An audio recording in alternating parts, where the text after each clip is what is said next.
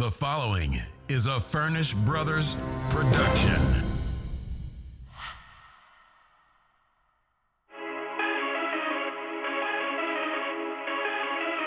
This is the Talking Buds podcast.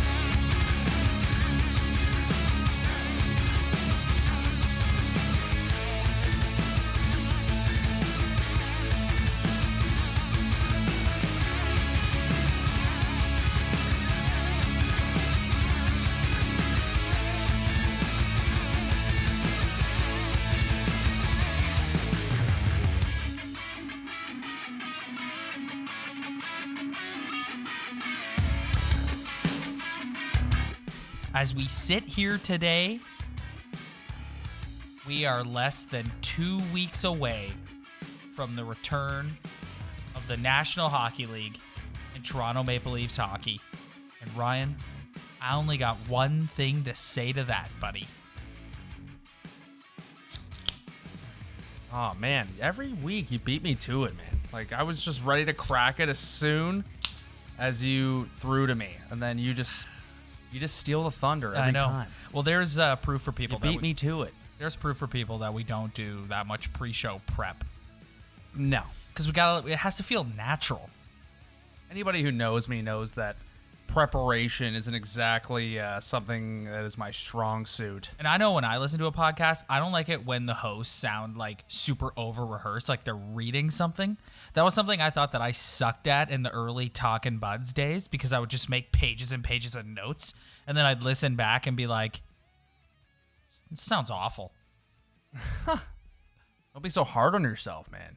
Yeah, it's better when you have like unrehearsed banter. It's more authentic that way. Yeah, well, like I said before, if anybody on this podcast knows me personally, preparation and me, not my strongest suit. You don't really see eye to eye. No, absolutely not. So what's going on, buddy? What happened in the last week? What happened in the last week? Honestly, it feels like the last time we recorded this, it was yesterday. I can't believe it's already been a week and we're already back on here. Yep. And guess what? We'll be back on here again next week. And the week after that. It's nuts. And possibly the week after that, depending on what happens with the Leafs and the Blue Jackets. Yeah, we had all that time off, and then we did the pod last week. Felt good, felt great. And then it just, boom, all of a sudden we're back recording. Yep. Another Monday, another episode. Back in the swing. I got to tell you, man, I don't know. I am pretty fired up for the return of sports. Like I'm going to be closer. I'm going to be tuning into some Blue Jays baseball this weekend. You'll be tuning into anything. Yeah. Just give me anything at this point. Any North American sport, sign me up. What do you think of this news that the Blue Jays are possibly going to play in either Pittsburgh or Baltimore? I just saw Baltimore on Twitter 2 minutes ago before I jumped on with you.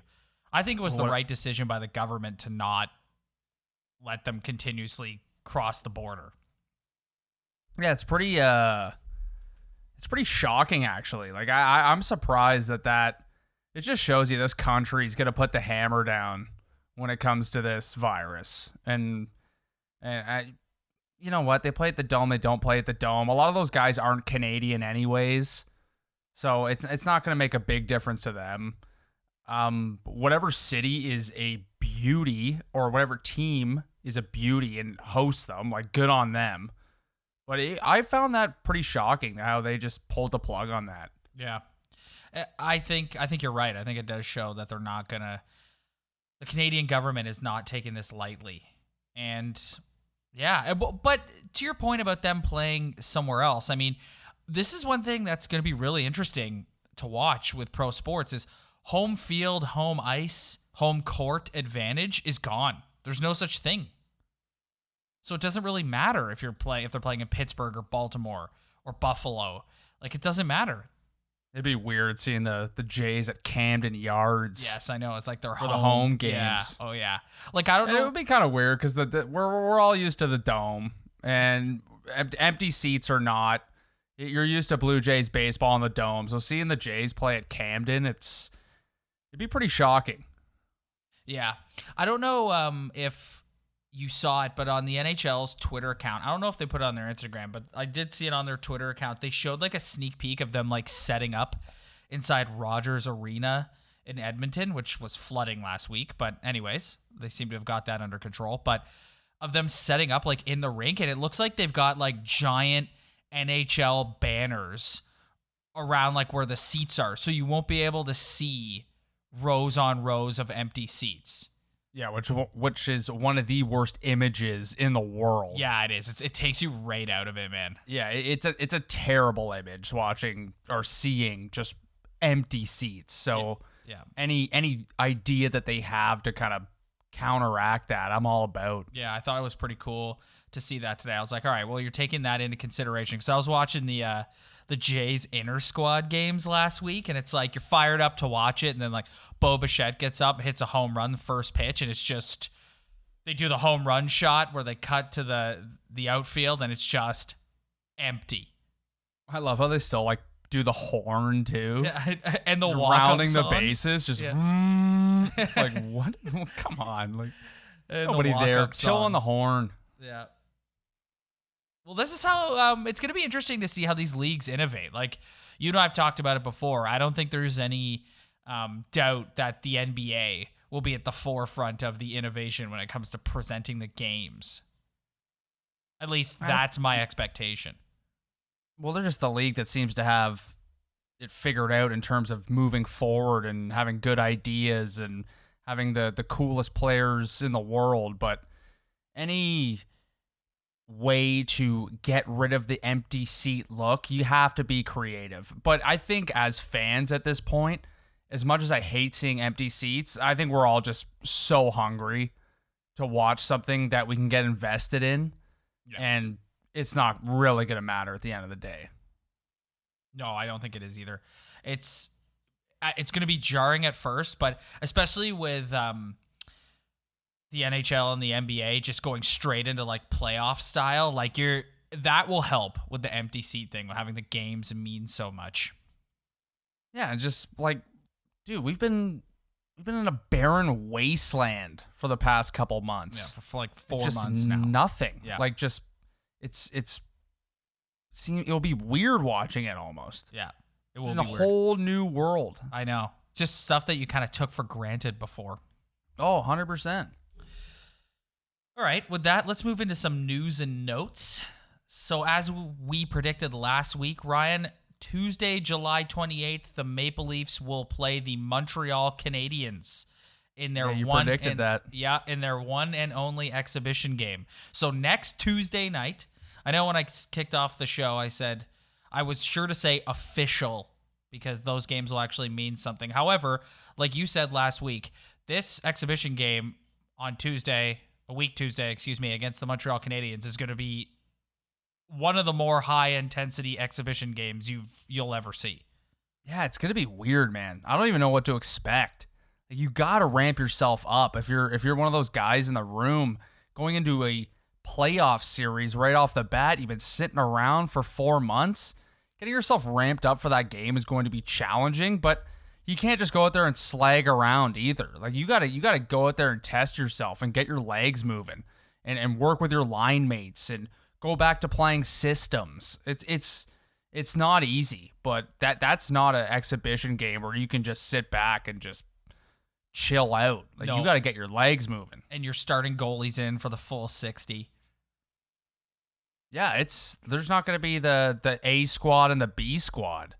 The NHL, they're gonna all be out there. The NHL did they put together some pretty good matchups for these exhibition games. So all the games will take place on Tuesday the 28th, Wednesday the 29th, and Thursday the 30th. So on the 28th, it's Pens Flyers, followed by Leafs Habs, followed by Oilers Flames. Yeah, just all good divisional rivals. Yep. Then have a history. Then on Wednesday, we're going to get our first taste of what it's going to be like when the qualifying round starts. So at 12 p.m., we'll have the Lightning and the Panthers. At 2:30, we'll have the Avalanche and the Wild. At 4, we'll have the Hurricanes and the Capitals. At 6:30, we'll have the Blues and Blackhawks. At 8, we'll have the Islanders and the Rangers. And at 10:30, we'll have the Canucks and the Jets. So there's That's 6 nuts, games man. for you right there, buddy. Holy, man. Yep. Holy. Yep. That's nuts. Yep. So that's what it's going to be like, man. That's what it's going to be like when we get into these 6. God, I wish I could work from home, man. Well, you know what? If there's a day that you can miss, Ryan, it's that one, because they're all exhibition games and the Leafs aren't playing. Yeah, I know, but that's just a taste of what's coming. I know, it is That a taste. qualifying round, like as it goes on, you'll kind of get adjusted, but that qualifying round, man, Oh, it's going to be insane. Crazy. Yeah, it's gonna be Crazy insane. hockey. Yeah. Crazy intensity. It's going to be insane. It's going to be a sprint to the I'm finish. so angry that I'm not at home able to watch every single minute of every game throughout every day. Well, that's also not counting the NBA. Like when the qualifying round starts, you're going to have all this going on in the NHL, and then you're going to have a whole bunch of other stuff going on in the NBA.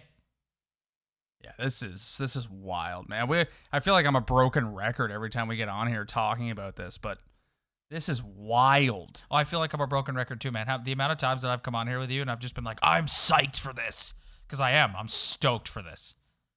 Yeah, I wish I could just mail it in for 3 months and just park my keister on the couch and say bye-bye to the world and let's go. We will finish off the exhibition schedule on Thursday, July 30th, with the Preds and Stars at 4, the Bruins and Blue Jackets at 7, and the Golden Knights and the Arizona Coyotes at 10. So every team will be in action over the 3-game span. Yep, Exciting stuff. Crazy playoff style exhibition. Like it's like, I don't even know. Like it's nuts. Like you have your first game in a long time, but you're 1 game away from the playoffs. Like how do you approach that? Like I guess you're not going to go out there and kill yourself, but you got to get out there and test yourself to some degree. Well, we're gonna get yourself ready. We're gonna talk about this in a minute, but the Leafs have been doing full-blown scrimmages at camp, and like they're dressed in their game threads and everything. Yeah, you won't know till you're out there. No, yeah, it's not the same. You won't know until there's a guy barreling down on you 100 miles an hour where you got your back turned, skated towards the puck in the D zone, and then you turn around and go, okay, here we go. That's when it's gonna get real for these guys. Next bit of news I wanted to touch on is that the NHL has started to release some of the nominees for the NHL awards. Thus far, the only Leaf making the cut is Austin Matthews, who received a Lady Byng nomination. For anyone who doesn't know, the Lady Byng is awarded to a player adjudged to have exhibited the best type of sportsmanship and gentlemanly conduct combined with a high standard of playing ability. Did you get all that, Ryan? Yeah, I got most of it. Matthews was nominated alongside Nate McKinnon and Ryan O'Reilly. So he's in some pretty elite company there. Yeah, and Ryan O'Reilly surprised me because he's kind of a... I feel like Don Cherry gave the reputation of the Lady Byng to kind of the softer player. I don't want any Lady Bingers on my team. Yeah. So it's... I'm going to just throw a hot take out here right now. Okay. And I don't want to... Sometimes I feel like I should just discuss for the sake of discussing. But, dude, I don't give a rat's ass about any NHL regular season award. Like, you listen to the guys on the air all day. I thought Mike Johnson should have been the Jack Adams nominee. It's like, who cares, man? Here's what I'll say. I'm like 90% of the way there with you. But a couple reasons for that. One, you and I are Leaf fans, so it's like just win a Stanley Cup. I don't care about individual awards for anyone. We want the big trophy. But I was stoked when Matthews won the Calder. That was a big deal for me.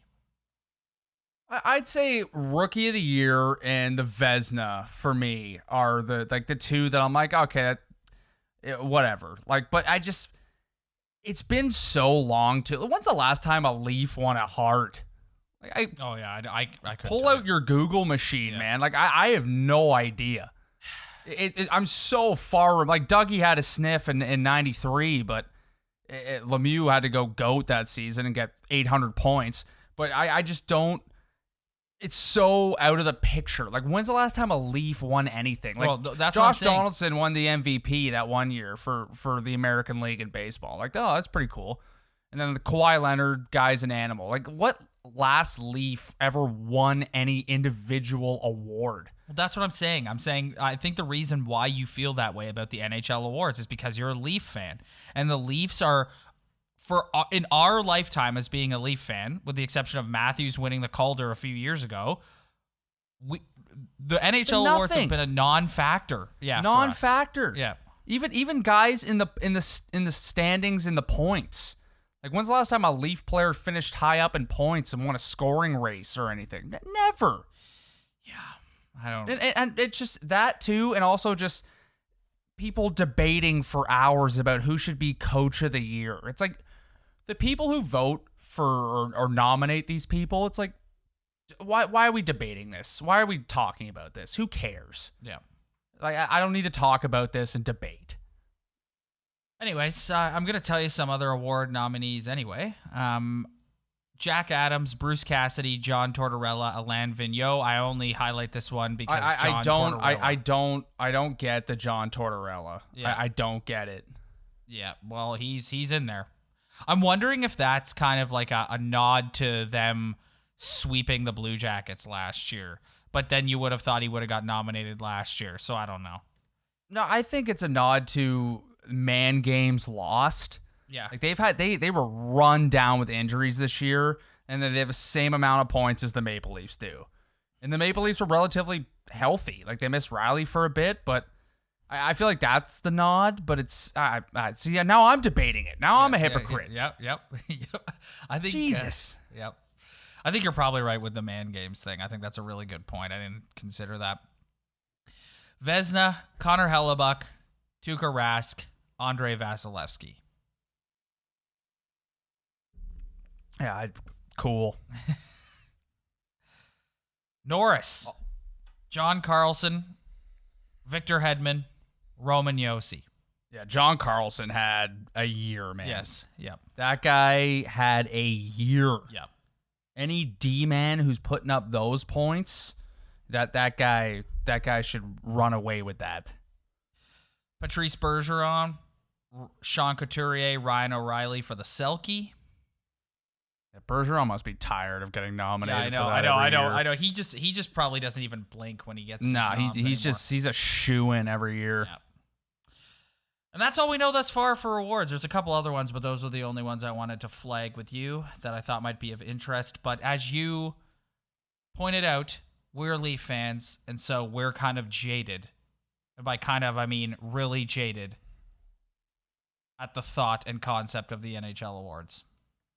Yeah, maybe if they were in a conversation for a Hart, one player, Marner, Matthews, whoever, it would be maybe be a little bit different, but it's just, I have no expectation for any player wearing a Maple Leaf jersey ever in any generation to like sniff a Hart. It's so out of sight, out of mind. They're never in the conversation. And that, folks, is your jaded Leafs fan take of the week. Brought to you I feel like by Ryan Furnish. I feel like sometimes I listen back to the show and it's like, man, I am jaded. Yep. To use your word. I am bitter and I am jaded. You've had your heart ripped out so many times. You can't get over it.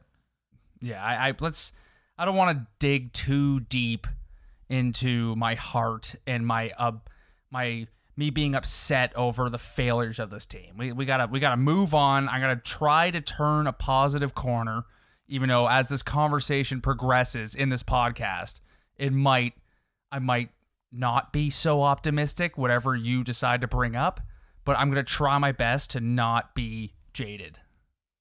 Okay, so we're gonna put that to the test right now. Week 1 of Leafs camp is in the books. They're in the midst of several scrimmages featuring Team Matthews and Team Andersen. Ryan, when you look at the roster for Team Matthews and the roster for Team Andersen, one glaring thing sticks out.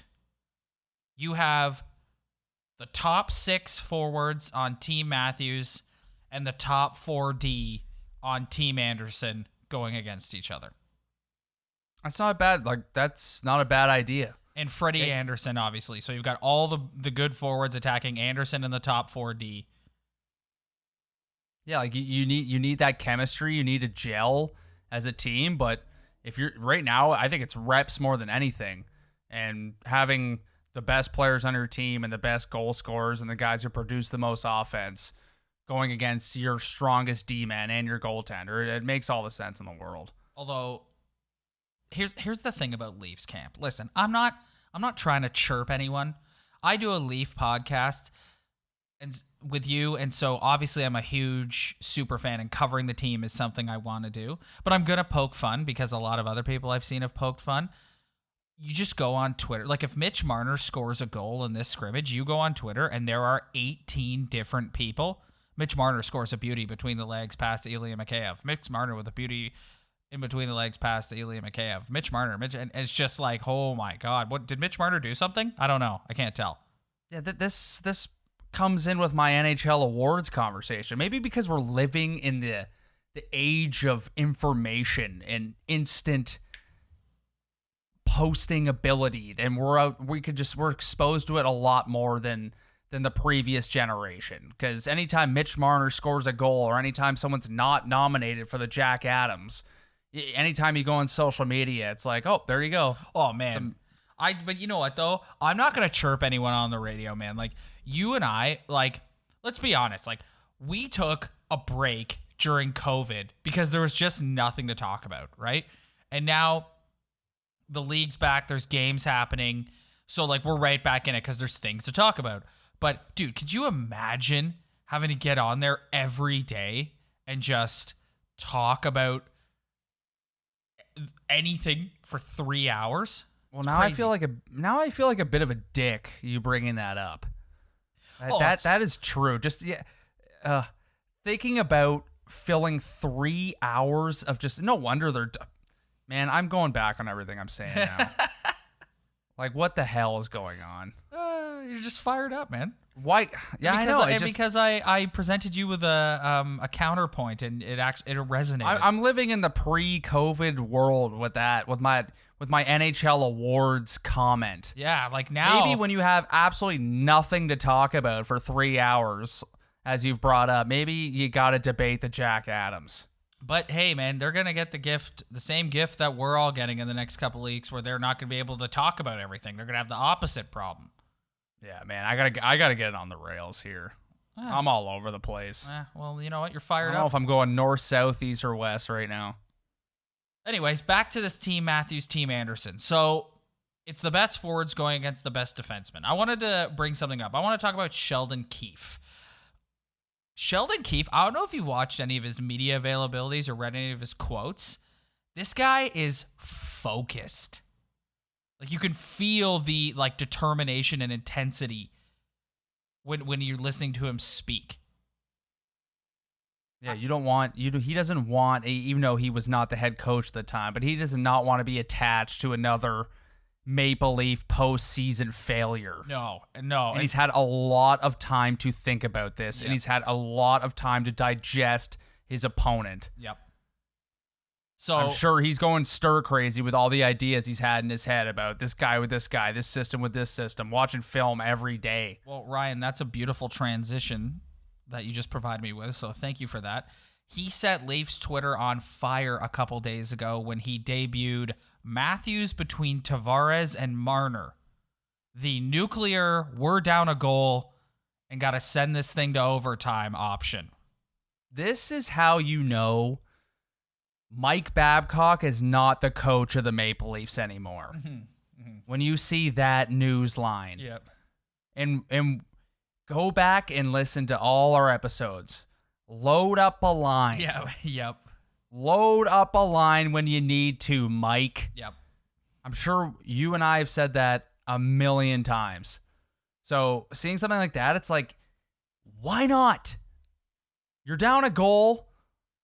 Put your best players on the ice. Yeah. Put the guys who are on the top of money making in this league, not even on your team. Put these 3 guys on a line. They better score. They better go out and make something happen. Yeah. I'm glad you brought up Babcock, because that's exactly what I thought too. It's just like vindication for all of us who sat through 3 years of just screaming at your television. You're down a goal and need to send it to overtime, and there's the GOAT out taking the face off, or there's Patty Marleau on the ice, and it's just like, oh my God. We gotta roll the lines. Yeah. So we saw that the other day, and I was just like, man. So that goes to tell you where Keefe's mindset is. Like, if we're down a goal, 2 minutes left, we got to get this thing to overtime. I'm throwing what Twitter has dubbed the all-star line out on the ice. Well, isn't that the most obvious option when you really sit back and digest it? Like, why not do that? Like, for that last shift of the game, if you're still thinking about how you need a Hyman forechecker on the ice, like maybe Hyman's out there as a 6th guy or whatever, but if you're still kind of trying to build lines and be like, oh, I need this guy on the ice. No. These are your top players. They get paid the most. Put them on the ice. Hope that they get something done. And for me, they better get something done. How's it going, everybody? Thank you so much for downloading this week's episode of the Talkin' Buds podcast. If you want to follow along with us on social media, hit us up on our Instagram at Talkin' Buds Podcast. Spread the word. Tell your friends. We greatly appreciate it. Thanks.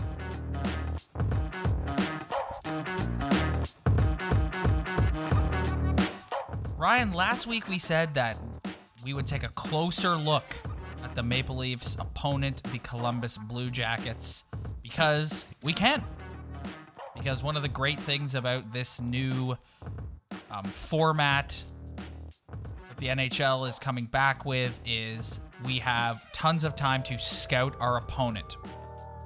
So you've been saying since this was announced that you hate the matchup. And when you pull up their defensive stats, I can see why. Tied for 3rd in goals allowed. Seventh in the league in shots on goal. 12th in penalty kill percentage. And 2nd in penalty minutes.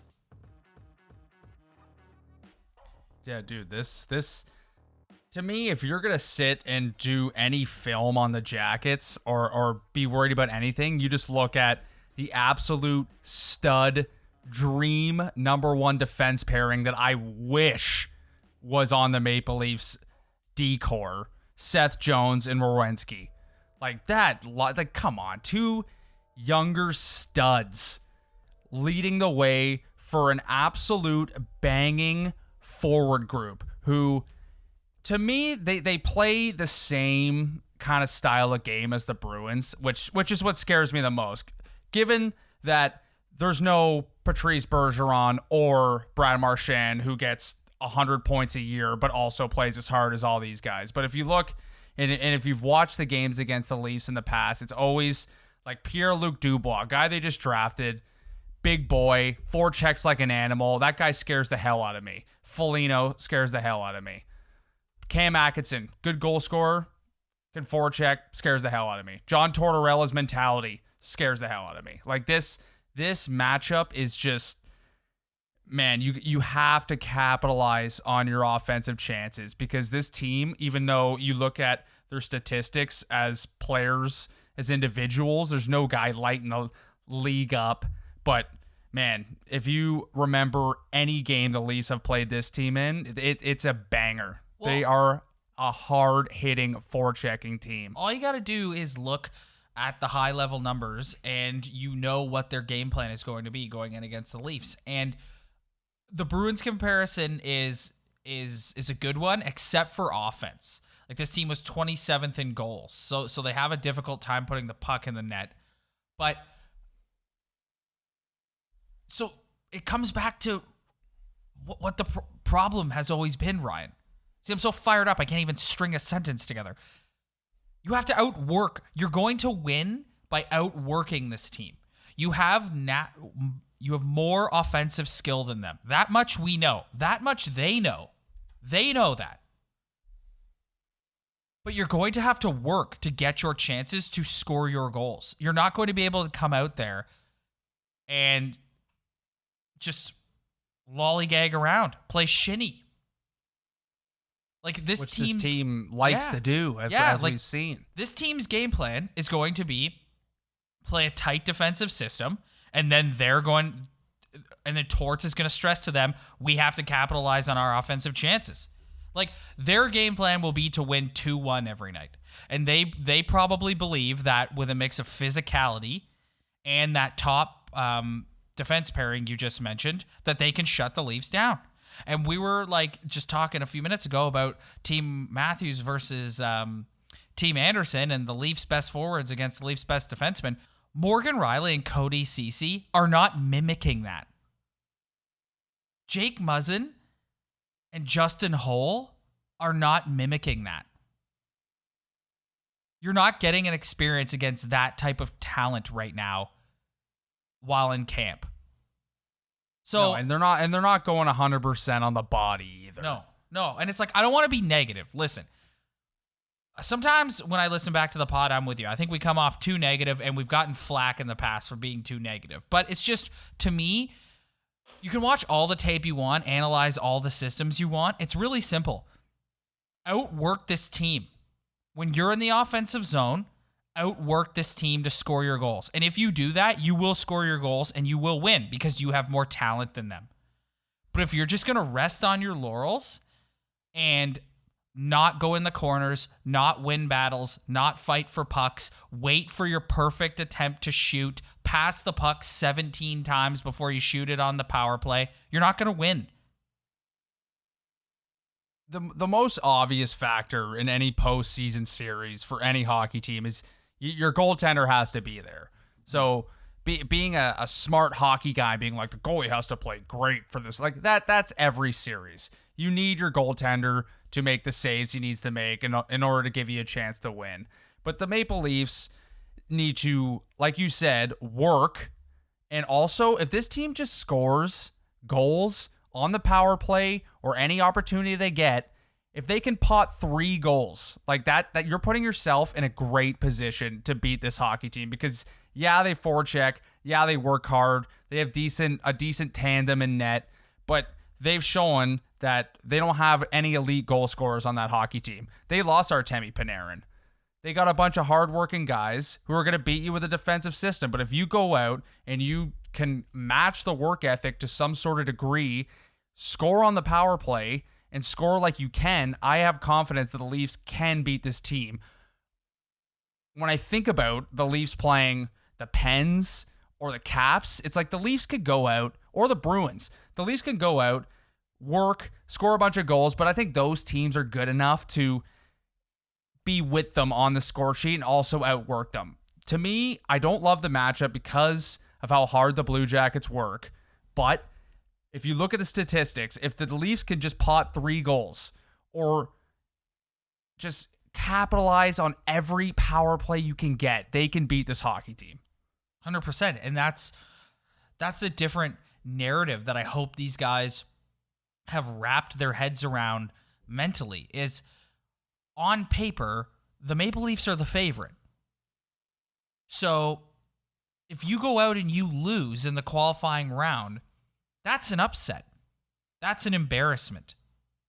Like, the last 3 playoff series, you've been the underdog. You're not the underdog in this series. You're not. You're expected to win. So if you go out, I don't care if it's in 5 games. I don't care if it's in 5 games and it's the most hard-fought series and they lose every game in overtime. If you lose, that is an upset and that is failure. If the Maple Leafs win this series, it is going 5 games. This isn't over in 3. Mm-mm. Like, I don't believe for a second these two teams are going to play each other hard. How good they are at their style of games are going to kind of counterbalance each other, and it's going to end up being a hard-fought series. This isn't going to be a 3-game series. I can promise you that now. No, I don't think so, because you're always counting. Here we go again, just sounding negative, but You're just counting on the fact, like, what if the Leafs go out and have a big game, like they win like 4-1 or something, they'll just come back for game 2 or game 3 and just be like, we got this.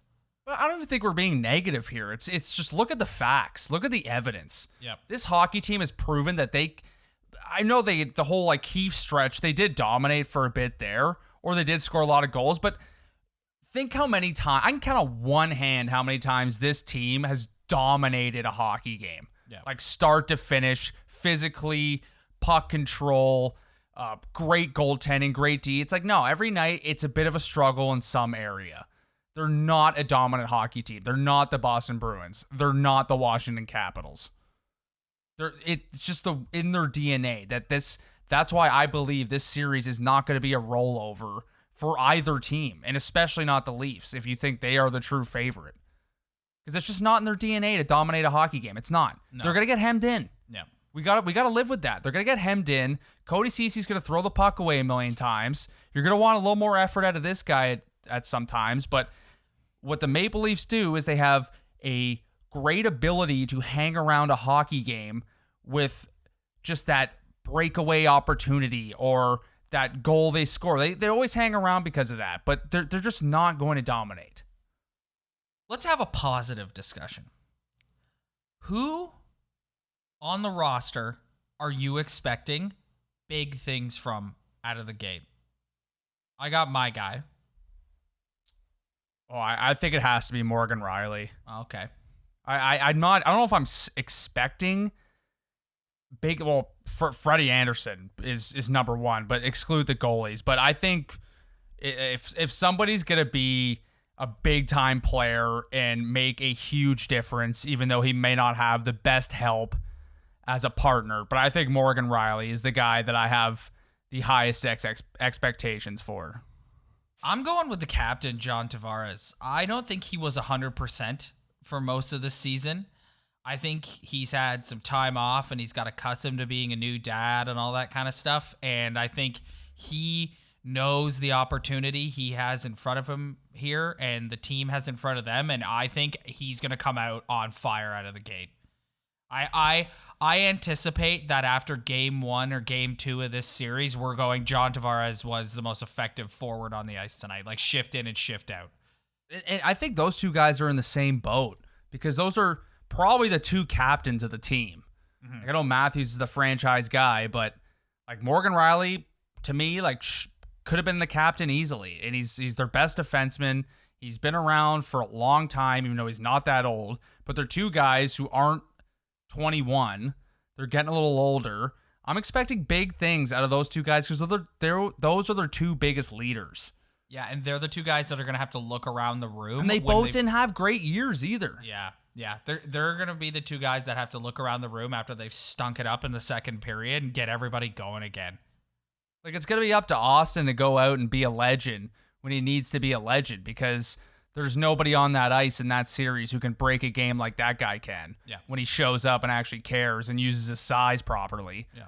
But when it comes to just shift in, shift out consistency with leadership, like Morgan Riley and JT are the two guys.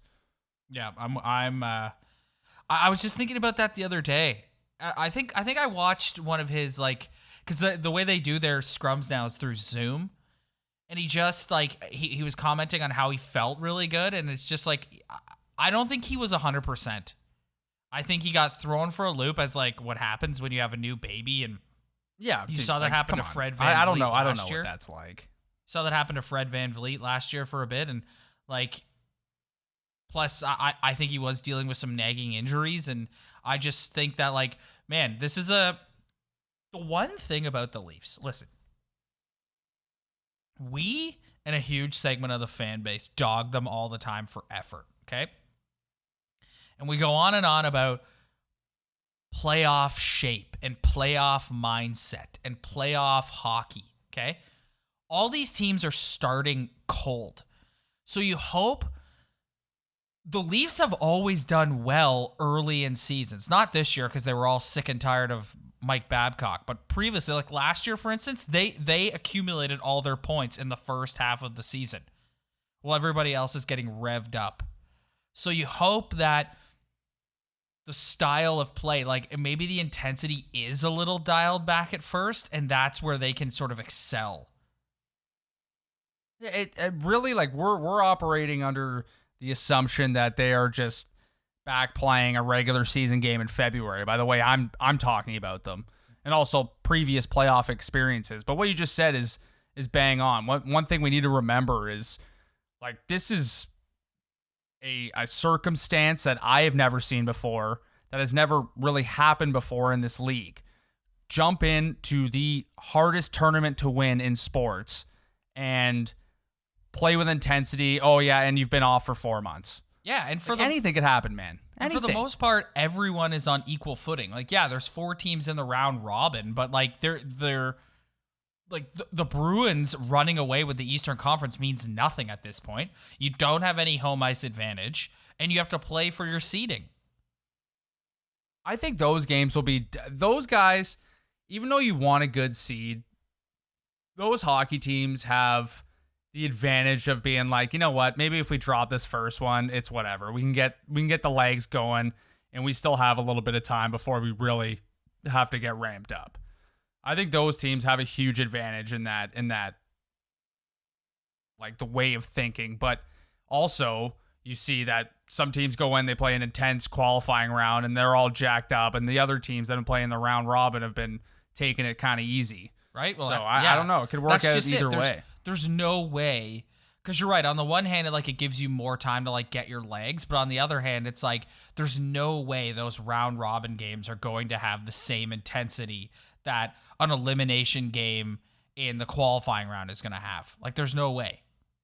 Yeah, and you see it in sports all the time. Like, even coming back to the Blue Jackets, a lot of people would say, well, the Blue Jackets had an advantage because they were fighting for their playoff lives last year, and the Tampa Bay Lightning were just skating through all season, having one of the greatest regular seasons in the history of the league. But by the time playoff time rolled around, they haven't played a meaningful hockey game in months, and Columbus was fighting for their lives. Well, only time will tell, buddy. Like I said, we're under 2 weeks away. I'm looking forward to it. Any other thoughts on the Blue Jackets roster? Any of the forwards, defense, goaltending? What jumps out to you? I think they're number one D pair, because Jones is going to be back healthy. Werenski's a beast. And it's just that top D pair is just something that if the Leafs could just have that top D pair, like, I would be considering them in the conversation of like the Bruins and the Caps and those hockey teams. But it just, if they can take advantage of the other pairings, then they should be okay. But that top pairing's a tough night for anybody. Speed, skill, durability, like just 2 phenomenal younger hockey players for the Blue Jackets. Like that top pairing is pretty special. And as I said, it's tough for the Leafs to have the right amount of preparation to go against those 2 guys, because they just don't have defensemen that can mimic that. No, Morgan Rielly's the only one who really can. And Dermott can to an extent because of his speed, but in terms of just like high IQ, high ability, playing 30 minutes, and like Zach Werenski's out there 30 minutes a night. Yeah. Like the guy's an animal. Yeah. Well, Ryan, as I said earlier, only time will tell, buddy. Get fired up. I got one more point to make that I forgot to make about the Blue Jackets roster. All right. If you look at their goaltending and the tandem they've had all year, Jonas Korpisalo. Yeah, and Merzlikins. And Elvis Merzlikins. Yeah, that's a hell of a handle. That is one of the better handles in the National Hockey League. Yeah, that's a hell of a handle. Yeah. But they might have had a nice little tandem in the regular season, which to me, like, tandems that work just kind of baffle me because I've never seen it work in this city. Probably because goaltenders are just run out of the building if they have one bad outing. But that's a unproven tandem right there. Like, that's something you can take advantage of. Could one of them go out and be a legend? Absolutely.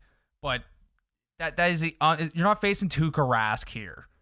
Like, you can take advantage of an unproven tandem, whoever they decide to start. Yes. That could be in the Maple Leafs' advantage if Freddie is Freddie.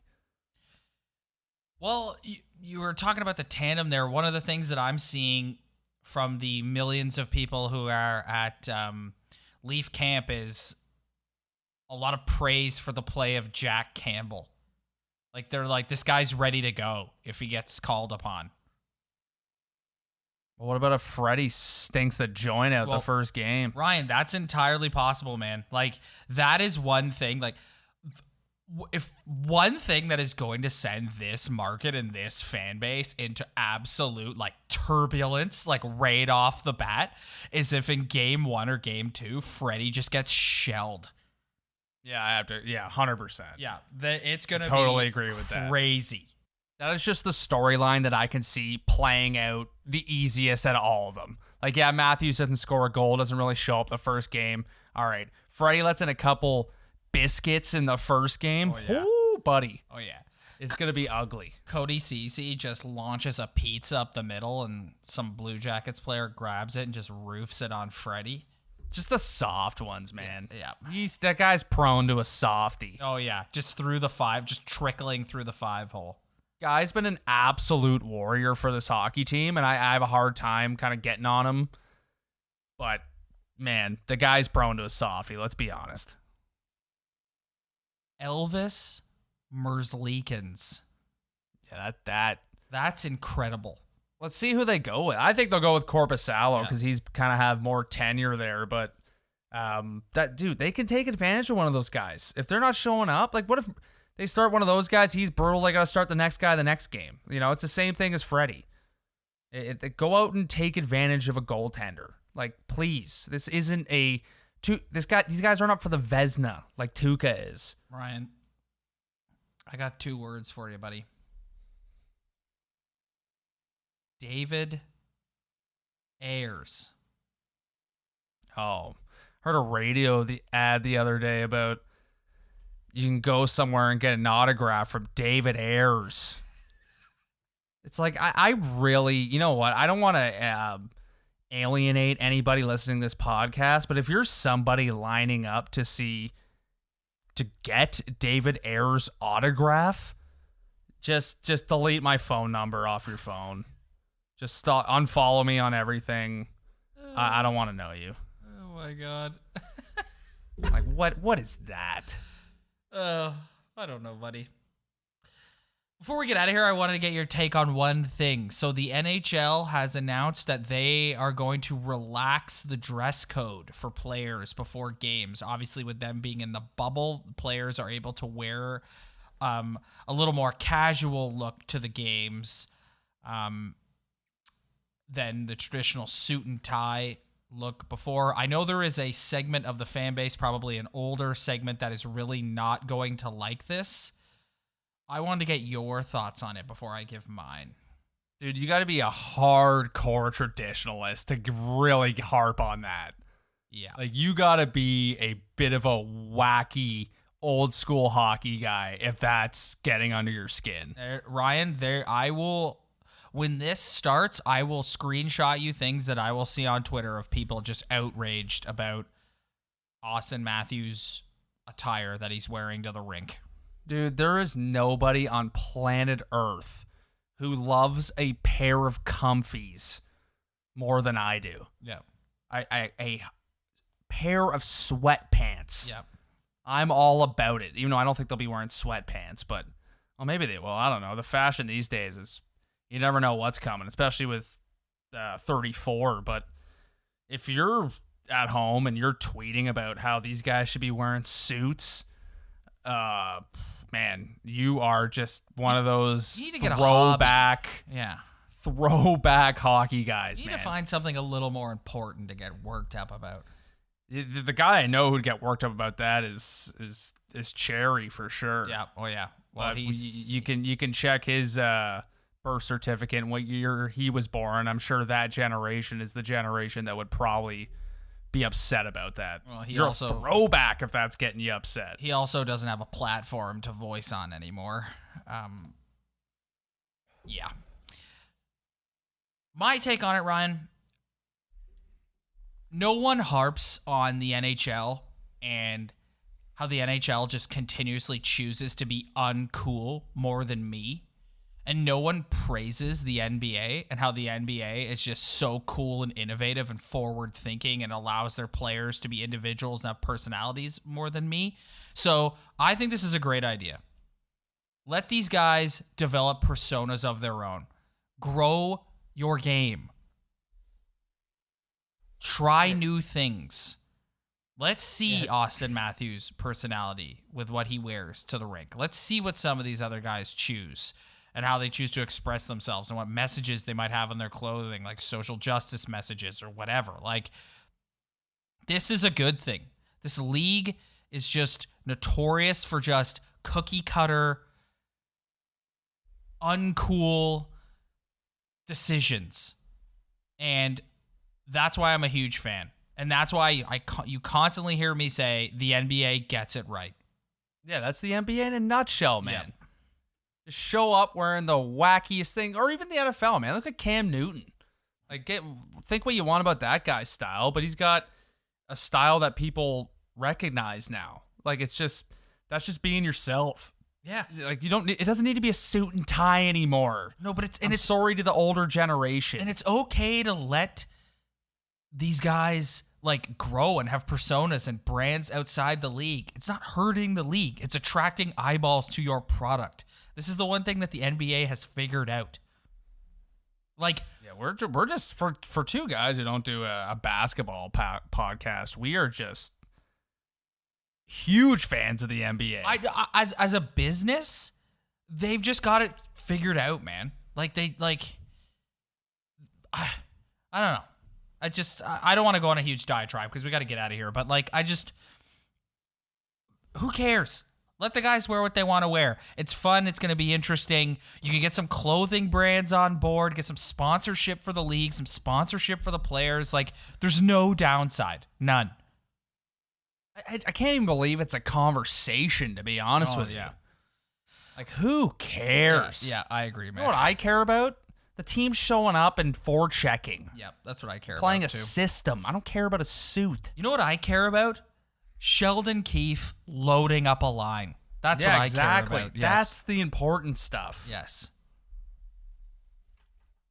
Anyways, buddy, so the next time you and I talk, it will be after a Toronto Maple Leaf game. That is... How do you feel about that? Crazy, man. Yep. I am fired up about it. The next time we talk, we will be giving our bum and beauty selections for the evening. Wow. It's been a hot minute. Yeah, it's been a long and also just on top of that, in July. I know. In July, in the summer, in the heat. In the heat, baby. You know what? If you got a backyard situation, last week we talked about the screens. Get the screen outside.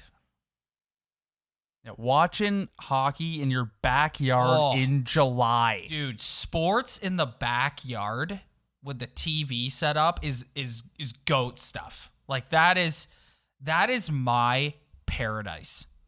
That is what your dream weekend looks like. Oh, yeah. Oh, just a Saturday, Sunday, cooler full of Bud Lights or Cotty Springs, and just TV out there, games all day Saturday, all day Sunday. Let's go. Yeah. You do not want to be trying to socialize with Rob. No. Throughout this whole series of games that is coming up. Yeah, if you're not someone like me and you don't want to sit and watch every minute and digest the situation and join the conversation on Twitter and just be taking in everything, I'm not going to see you till this is over. Sorry. Yeah, or you're not going to want to hang out. Yeah, nope, not happening. All right, with that, thank you everybody for downloading this week's episode. We will see you next week after a Maple Leafs hockey game. Feels good to say that. See you next week, everybody.